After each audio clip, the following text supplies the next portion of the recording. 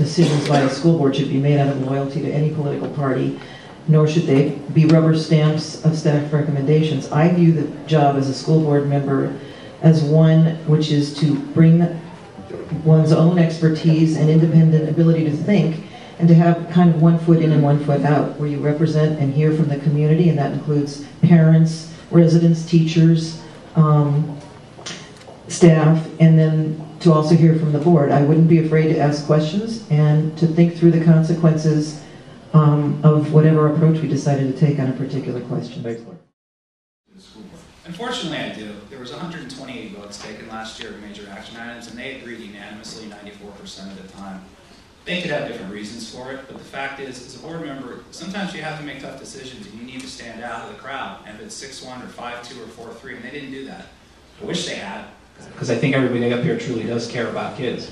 But it wasn't done. 94% of the time they agreed. That's not acceptable for elected officials. There needs to be more than just a go along and get along. Thank you.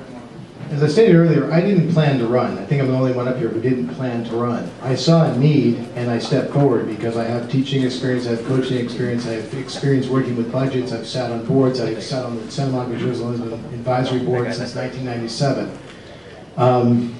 I'm somebody who can work with communities internationally and domestically. So I'm somebody who can bring people together and bring consensus. I think Pat's right. I think at the end of the day, we need to make sure that we bring measures together that work for our schools and work for our children. Whatever decisions that are being made now, I have a daughter in school who's 7 years old, and I have another daughter who in 2 years will be in kindergarten. It's very important that we elect people who are going to be able to set a foundation for all children and children who are going to be entering the district. Thank you. As I've said, I'm a long-time resident. I've been a hard worker for the community, hard worker for children.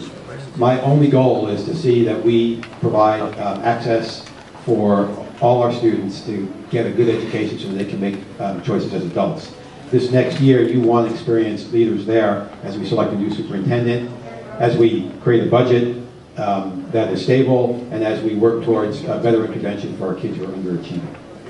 You are lucky that there are 8 people up here running for office and that they have real ideas. My ideas are tested and tried through forums like this and through having to think them out. And I hope that you did get a chance to read what we had to say in the daily press and other forums.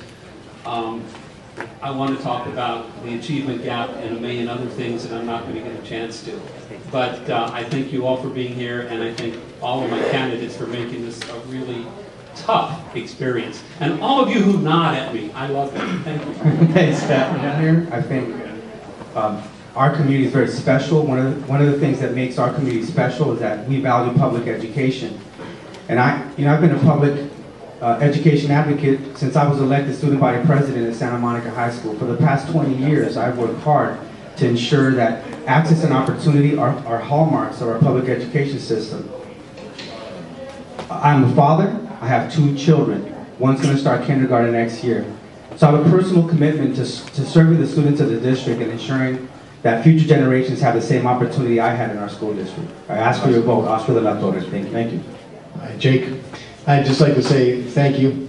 I'm up here for a very specific reason. I think you've heard it. I have ideas on how to generate revenue so we're not beholden upon whether or not the state's going to be able to figure out their own budget. Pat and I have had some time to talk, and he very clearly said change for the better, and I appreciate that, Pat. I really am up here to make change for the better.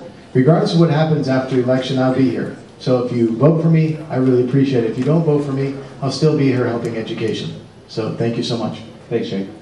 My name is Chris Bly, and I hope tonight and for the next 29 days I can earn your vote and get on the Board of Education.